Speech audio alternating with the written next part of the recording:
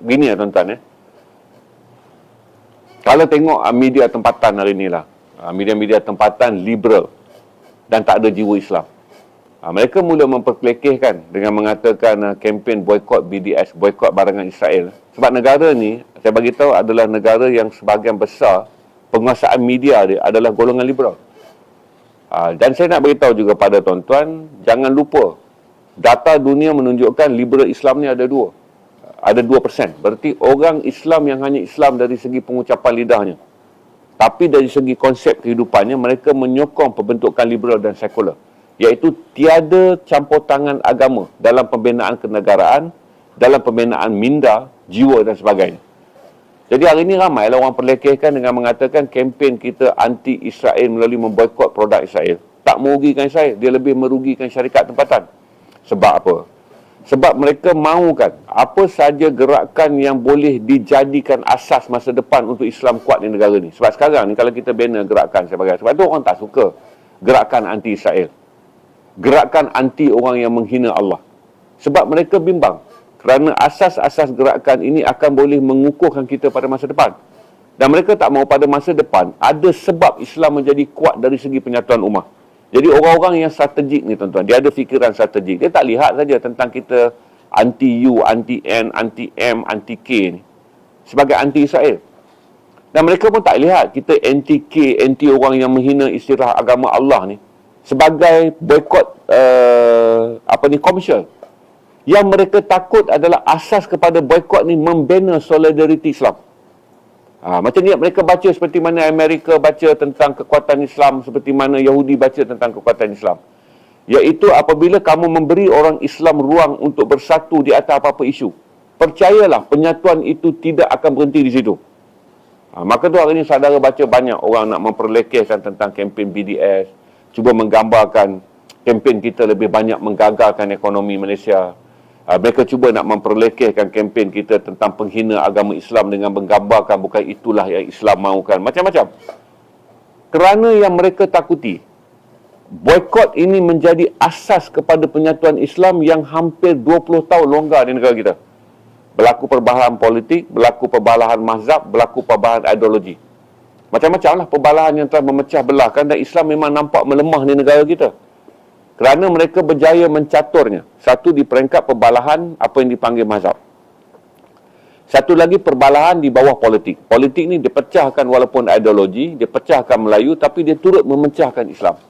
Bila mereka melihat kebangkitan boykot ni sebagai sangat kuat, nampak bahawa sangat luar biasa kerana boykot tidak didorong oleh partisan. Kalau partisan ni mudah kita pecahkan. Kalau dia nampak saja kekuatan Islam ni datang daripada gerakan partisan politik, mereka boleh pecahkan kerana mereka tahu bagaimana memecahkan Islam dari segi politik. Kalau mereka lihat kekuatan Islam ni datang dari segi penyatuan ideologi, mereka boleh pecahkan kerana mereka pecahkan konservatif dan fundamentalis serta Islam moderate. Ada cara dia. Tapi oleh kerana kesedaran ni datang di atas cinta kepada saudara Islam, dan kesedaran ini datang di atas cinta pada kalimah Allah, berarti mereka tak jumpa cara nak pecahkan kita. Maka hari ini, golongan-golongan liberal, sekular, pentaksub politik, golongan-golongan bukan Islam yang bimbang kalau apa yang disebut Islam agama persatuan dan ketuhanan Melayu tu yang berjaya mereka lunturkan dengan berbagai cara yang mereka perlakukan selama begitu lama, berjaya kembali menyatu dan menjadi kuat kerana isu Palestin dan kerana isu penghinaan kalimah Allah. Mereka akan lemahkan. Jadi saya nak jelas gitu je untuk saudara faham bahawa tak semua, saya bagi tahu kekuatan dalam boykot Palestin ni dan kekuatan dalam boykot penghina agama Allah, penghina kalimah Allah, memberi gambaran bahawa apa yang mereka usahakan selama berpuluh-puluh tahun untuk melemahkan kita melalui jalan partisan dan melalui jalan ideologi, kini menunjukkan bahawa usaha mereka hampir kembali lemah. Berarti usaha mereka macam musnah. Kerana Palestin telah menyatu dan menguatkan orang Islam ke tahap yang luar biasa. Hinggalah produk-produk yang kita senaraikan sebagai pro-Israel hari ini terpaksa mengumumkan keuntungan, mengumumkan kerugian, mengumumkan segala macam.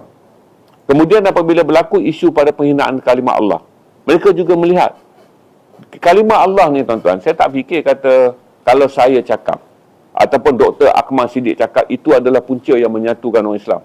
Dia berlaku adalah dengan organik. Berarti kalau Dr. Akmal tak cakap, saya tak cakap. Dr. Mazhar tak cakap pun tuan-tuan. Kita tetap akan bersatu. Kerana kalimah Allah ni bukan kalimah politik. Kalimah Allah ni bukanlah kalimah tentang stream. Barang siapa yang mencintai agamanya, pastilah orang itu dia akan mencintai nama kalimah Allah dia. Dan barang siapa yang mencintai Tuhannya, yakni Allah yang satu ni, pastilah dia tak mau lihat kalimah tersebut diperhina dan diperlekehkan.